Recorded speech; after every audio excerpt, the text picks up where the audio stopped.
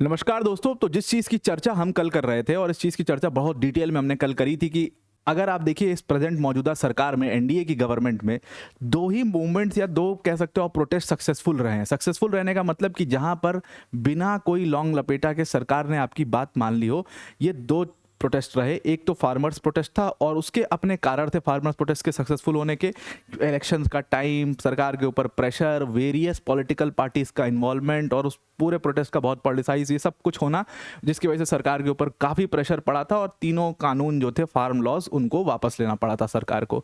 और दूसरा जो सक्सेसफुल प्रोटेस्ट रहा, कल ही मैंने इसको बोला था और कल ही हमने इसको सक्सेसफुल इसलिए बोल दिया था क्योंकि साफ साफ दिखाई दे रहा था कि सरकार बैकफुट पर आ चुकी है। सरकार अब एड्रेस करने लगी है इश्यूज को और धर्मेंद्र प्रधान जी को हो ना हो आज नहीं तो कल प्रेशर सरकार की तरफ से पड़ेगा और उनको रिजाइन देना ही पड़ेगा। वो मतलब ऐसे बहुत आराम से बने नहीं रह सकते अपने पद पर, वो चीज़ कल ही तय हो चुकी थी।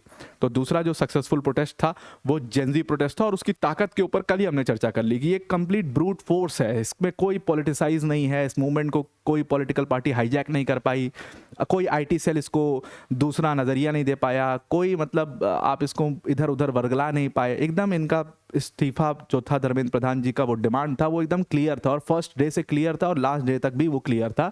फाइनली इंडिया के एजुकेशन मिनिस्टर धर्मेंद्र प्रधान को रेजिग्नेशन देना पड़ गया। जो अभी तक पॉलिटिक्स हो रही थी और आज सुबह की डीएनए यानी कि डेली न्यूज़ एनालिसिस वाली क्लास में हम यही डिस्कस भी कर रहे थे कि ये आज की जो पॉलिटिक्स से काफ़ी डिफरेंट हो चुकी है। पहले इतनी इस लेवल पर बात पहुंचती ही नहीं, पहले बहुत पहले से जो है वो इस्तीफा हो चुका होता, लेकिन ये बात यहाँ तक इसलिए पहुंची क्योंकि अब थेथराई टाइप का थोड़ा पॉलिटिक्स हो गया है बहुत ज़्यादा, जिसमें आपको मतलब मानने को आप तैयार नहीं हो, आप अपने ईगो में हो, आपको पता है कि मैं बहुत शक्तिशाली हूँ, मेरी सरकार इतनी शक्तिशाली है तो मैं क्यों इस्तीफा दूँ और मैं नहीं दूंगा तो कोई मेरा क्या ही बिगाड़ लेगा, वो वाली चीज़ थी। लेकिन अब इस प्रोटेस्ट के बाद वो चीज़ चेंज होती हुई आपको नजर आएगी। फाइनली इंडिया के एजुकेशन मिनिस्टर धर्मेंद्र प्रधान ने अपने पद से इस्तीफा दे दिया और उसके बाद जंतर मंतर पर जो तस्वीरें आ रही है, जबरदस्त सेलिब्रेशन वहां पर हो रहा है, उसको अपनी जीत मान के चल रहा है और जीत है भी, ये यूथ की जीत है, ये स्टूडेंट की जीत है। इस प्रोटेस्ट को अब कितना भी पॉलिटिसाइज करो, कोई इससे अपना पॉलिटिकल करियर बना ले या वो बना ले, वो चीज़ तो मुझे दिखाई नहीं देती हालांकि, लेकिन ये स्टूडेंट की एक बहुत बड़ी जीत है और पूरे देश भर में कई जगह से तस्वीरें आई जहां पर इसको सेलिब्रेट किया गया। तो पूरा यहाँ पर आगे बढ़ने से पहले एक छोटी सी अनाउंसमेंट अनअकैडमी टीम की तरफ से कि अनअकैडमी का जो फाउंडेशन कोर्स है वो लॉन्च कर दिया हमने और आपकी बहुत रिक्वेस्ट आ रही थी इसलिए इसका इन्फॉर्मेशन देना जरूरी था। 16,999 में ये फाउंडेशन कोर्स आपको मिल जाएगा, प्लस इसके साथ आपको फ्री एक्सटेंशन भी मिल जाएगा। ये वही बैच है जिसमें इंडिया के बेस्ट एजुकेटर जैसे मृणाल सर, प्रतीक सर, सुदर्शन सर जैसे एजुकेटर्स आपको यहाँ पर इस बैच के अंदर पढ़ाते हैं। तो वापस से प्राइस को रीइंस्टेट कर दिया है, आप इसको ज्वाइन कर सकते हैं और ये लिमिटेड टाइम ऑफर के लिए किया है आपके रिक्वेस्ट के ऊपर, तो लिंक इसकी आपको डिस्क्रिप्शन में मिल जाएगी। तो धर्मेंद्र प्रधान जी ने फाइनली अपना इस्तीफा दिया, लेकिन आप इस पूरे जो इस्तीफा पत्र था जो उन्होंने प्रधानमंत्री को एड्रेस किया, जो उन्होंने देश को एड्रेस किया, वो थोड़ा सा चिंतित करने वाला था, उसको थोड़ा देखना बहुत जरूरी है। अब देखिए यहाँ पर धर्मेंद्र प्रधान जी ने यहाँ पर पूरा बताया कि मैं सदैव शिक्षा के लिए लगा रहा हूँ, मैं 4 दशकों से शिक्षा के लिए काम कर रहा हूँ, ये कर रहा हूँ। नीट का जो पूरा पेपर लीक होता है उसके बारे में उन्होंने जानकारी दी कि नीट का पेपर लीक हुआ, हमने उसको पकड़ा, हमने सीबीआई को पूरी तुरंत जांच सौंप दी और कहा गया कि नेक्स्ट साल से जो है हम कंप्यूटर बेस्ड टेस्ट करवा लेंगे, सीबीटी करवा लेंगे तमाम। तो क्या सीबीटी लीक नहीं होता? सीबीटी भी लीक होता है, वो तो कोई खैर कहने वाली बात है। फिर 20 लाख छात्रों का छात्र छात्राओं का जो एग्जाम था उसको दोबारा से करवाना, वो सब सुचारू रूप से तो उसमें लगे हुए थे, सारी चीज़ें थी। मतलब ये कहने की बात है कि ये मतलब कहना चाह रहे हैं कि बहुत इन्होंने अपना योगदान दिया है। उसके बाद हम यहाँ पर आते हैं, यहाँ पर मुद्दे की बात हुई है। उन्होंने कहा कि पिछले 10 दिन का घटनाक्रम देख करके मेरा मन बहुत दुखी हो, तो होना ही था मन तो दुखी होना ही था भाई, जाहिर सी बात है यार, इतना आसान नहीं होता है। मतलब भारत जैसे देश का मंत्री बनना आपके लिए इतना आसान नहीं होता, लेकिन फिर वो responsibility comes with its price. अगर आपको मंत्री या आप इतने बड़े पद पर जाते हो, हम लोग को यहाँ पे बैठ करके लगता है कि इंजॉय करना है, लेकिन वो फिर अपने प्राइस के साथ वो चीज़ आती है, अपनी रिस्पॉन्सिबिलिटीज उसके साथ आती हैं, ये समझना पड़ेगा आपको। तो 10 दिन के साथ जो घटनाक्रम इनका हुआ ये बहुत दुखी थे। ये दुखी देखो 10 दिनों में थे, पिछले 10 दिनों से ये दुखी थे, लेकिन ये घटनाक्रम 1 महीने से चल रहा है। ध्यान दीजिएगा आप, ये 1 महीने से प्रोटेस्ट पूरा चल रहा था, लेकिन ये भाई साहब दुखी जो हुए ये 10 दिन से हुए। पिछले क्यों हुए? क्योंकि ये प्रोटेस्ट बहुत बड़ा बन गया। सोनम वांगचुक साहब ने हंगर स्ट्राइक रख ली और इन सारी चीज़ों की वजह से, ये घटनाक्रमों की वजह से ये दुखी हो गए। अब इन्होंने यहाँ पर एक्सेप्ट किया कि भारत की युवा शक्ति ही देश की असली ताकत है, और भारत की जो युवा शक्ति जो देश की असली ताकत है, जिसकी बात हम कल भी इस चर्चा कर रहे थे कि ये यूथ है, इसको कोई बरगला नहीं सकता, इसको ये बहुत स्मार्ट, टैलेंटेड, स्किलफुल लोग हैं और इनको कोई भी नहीं बरगला सकता। और वही चीज़ है यहाँ पर, इस ताकत को सरकार ने भी समझ लिया। प्रधानमंत्री इंस्टा मोड में आ जाते हैं, आपके मिनिस्टर रिजाइन करते समय एक्सेप्ट करते हैं कि ये देश की सबसे बड़ी ताकत है और इसको सही तरीके से यूज़ करना चाहिए। इन्होंने कहा हालांकि इसको आगे चल करके कि जंतर मंतर पर जो स्थिति बनी है उस स्थिति का राष्ट्र विरोधी ताकतें फ़ायदा ना उठा पाए, इसलिए मैं अपने पद से इस्तीफा दे रहा हूँ, जो भी है ये सब कर रहा हूँ। लेकिन ये बात इनको समझनी चाहिए कि यार जो इस्तीफा आपने आज दिया, अगर आप ये इस्तीफा 5-6 दिन पहले दे देते तो एक इंसान को वहां पर हंगर स्ट्राइक में अपना हेल्थ का ये हालत ना करना पड़ता। वो बच्चे जिनको लाठियां पड़ी और जबरदस्त लाठियां मारी गई, सर फटा, पैर टूटा, हाथ टूटा। कल राहुल गांधी साहब एक बच्चे को लेकर के आए थे कि इसको पैलेट गन की इंजरीज हैं और वो बहुत ही भयावह इंजरीज हैं भी उसको। अगर वो पैलेट गन है, एक की आंख की रोशनी बचेगी नहीं बचेगी वो भी कोई फिक्स नहीं है। तो इतनी जो नुकसान हुआ, और उसके बाद पुलिस वालों को भी जो दोनों तरफ से संघर्ष हुआ, मैं एक तरफ का बात नहीं कर रहा हूं, जो कि नहीं होना चाहिए था ये संघर्ष, लेकिन वो संघर्ष हुआ जिसमें पुलिस वाले कितने बुरी तरीके से घायल हुए। आप उन डीसीपी साहब का पूरा इंटरव्यू देखिए कि उनको कितनी बुरी तरीके से उसमें जो है घसीटा गया, पीटा गया, और उसमें कुछ विरोधी लोग आ गए थे जिन्होंने पूरा इस प्रोटेस्ट को ख़राब करने की भी कोशिश करी और पूरा उसमें मारपीट की, बहुत पुलिस वालों के साथ मारपीट हुई। तो ये दोनों तरफ से जो चीज़ें हुई, ये संघर्ष हुआ, इतना नुकसान हुआ, ये सब अपने देश के सिटीजन्स थे।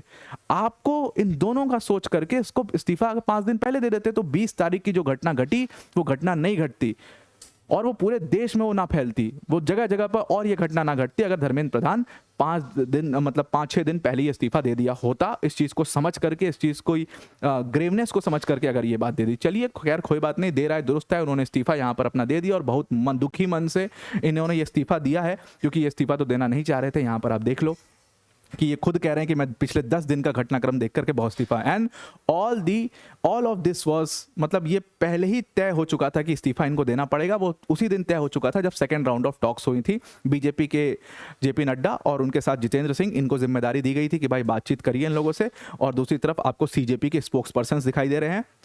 फर्स्ट राउंड ऑफ टॉक्स हुआ था तो ये सीजेपी के जो स्पोक्स पर्सन हैं, इन लोगों ने थोड़ा पॉलिटिक्स करने का कोशिश किया था। इनको लगा कि साइड से निकल जाएंगे क्या, हम तो लीडर्स हैं यार, हमारे कहने पे इतनी जनता आ गई। इनका जो भ्रम था ना वो पहले राउंड ऑफ टॉक में टूटा।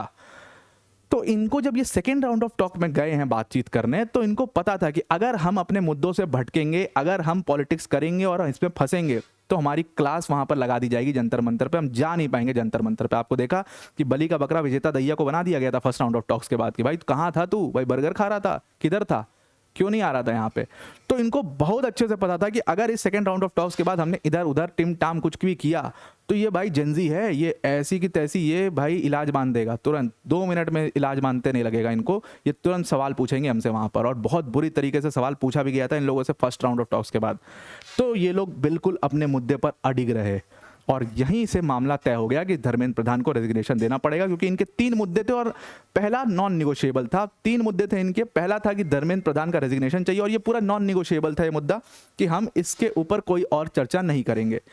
अगर धर्मेंद्र प्रधान का रेजिग्नेशन होता है उसके बाद हम आगे चल करके किसी चीज के ऊपर निगोशिएट करेंगे, बात करेंगे, चर्चा करेंगे, उससे पहले बात चर्चा नहीं कर रहे। दूसरा यहां पर था कि कोई लीगल एक्शन नहीं होगा स्टूडेंट प्रोटेस्टर्स के खिलाफ, इसको बाद में जोड़ा गया था क्योंकि 20 तारीख की घटना के बाद। और तीसरा जो पूरा उनका मुद्दा था कि जो भी फैमिलीज जिन बच्चों की जान गई है, जो सुसाइड से बच्चे मरे हैं, 22 बच्चों को बताया जा रहा है पेपर लीक के बाद, उन बच्चों की फैमिलीज को एक एडिक्वेट कंपेंसेशन दिया जाए। 1 करोड़ का आई थिंक कंपेंसेशन उसमें डिमांड की गई है। सरकार ने 2 मांगे तुरंत पूरी कर दी, ये दोनों तो पूरी ही हैं। तीसरी वाली मांग के ऊपर अभी क्लैरिटी से कुछ नहीं कहा गया, लेकिन सरकार कंपेंसेशन की बात कर रही है, इसमें कुछ निगोशिएशंस अभी होंगी। तो अगर हम देखा जाए ऑल इन ऑल ये पूरा प्रोटेस्ट एक सक्सेसफुल प्रोटेस्ट हो चुका है। और उसकी फिर आपको तस्वीरें जंतर मंतर से देख रही हैं, आप जीत दिप के खड़े हैं और बगल में सारे ये खड़े हैं। मेरा ये मतलब नहीं कहा था कि इस प्रोटेस्ट को कौन लीड कर रहा है और कैसे लीड कर रहा है और उसके पीछे कौन कौन लोग थे, उससे कोई मतलब नहीं। ये तस्वीर सबसे इंपॉर्टेंट है। ये जो आपको तस्वीर दिख रही है ना, ये पूरा कंप्लीट युवा है, वो शक्ति है जिसकी ताकत की बात हम कर रहे हैं। और अब एक चीज इस पूरे रेजिग्नेशन के बाद तय हो गई है। अब ये बात तय हो चुकी है कि भाई आपकी सरकार कितनी भी मजबूत है लोकसभा में, आप कितने भी मजबूत हो राज्यसभा में, चाहे आप स्टेट्स की सारी सरकारें आपके जेब में हो, लेकिन फिर भी आपको वो कहते हैं ना कि सिंहासन खाली करो कि जनता आती है, तो जनता को जवाब आपको देना पड़ेगा और उनके स्ट्रीट्स पर उतर करके आपको कई बार उनको एड्रेस करना पड़ेगा, उनके जवाब को देना पड़ेगा। और ये यूथ, ये जेनजी है ना, ये बहुत लोड लेता नहीं है, अंतरी मंत्री संतरी ये सब समझता नहीं है, इसको कोई मतलब नहीं है भाई, इसको सिर्फ और सिर्फ अपना करियर, अपना ये सारी चीज़ें उसको दिखती हैं, इनको कोई मतलब नहीं पॉलिटिक्स से। और इन्होंने इस पूरे प्रोटेस्ट में इस बात को बिना कोई पॉलिटिकल नारा लगाया, सटायर पे, फन के बेसिस पर इस पूरे प्रोटेस्ट को सक्सेसफुल बनाया। हाँ, जो वायलेंस की घटनाएं वो नहीं होनी चाहिए थी, वो उसको मैं अभी भी कंडेम करता हूँ, और दोनों साइड से जो वायलेंस हुआ उन दोनों चीज़ों को मैं कंडेम करता हूँ। लेकिन इन्होंने एक बात तय कर दी है कि भाई अब जनता की बात को, जनता की आवाज़ को आप इस तरीके से दबा नहीं सकते। अगर आपके पास शक्तिशाली सरकार है, आप कुछ भी नहीं कर सकते। अब आपको अकाउंटेबिलिटी लेनी होगी और आप अकाउंटेबल हो। अब यहाँ से जो चीज़, जो पूरी डायरेक्शन तय हुई है इस बात की, अब इसमें बहुत सारी चीज़ें आने वाली हैं। आप इसको एक बहुत बड़ा चेंज मान करके चलिए। ये चेंज इथेनॉल ब्लेंडिंग का भी आएगा, सवाल उस पर भी पूछे जाएंगे, और ब्लेंडिंग के सवाल पर नितिन गडकरी को घेरा भी जा सकता है आगे चल करके। ये पूरा एक डायरेक्शन तय हो चुका है। तो इट्स हाई टाइम नाउ, मंत्रियों को अब असल में काम करना पड़ेगा और असल में इन इश्यूज़ को एड्रेस करना पड़ेगा।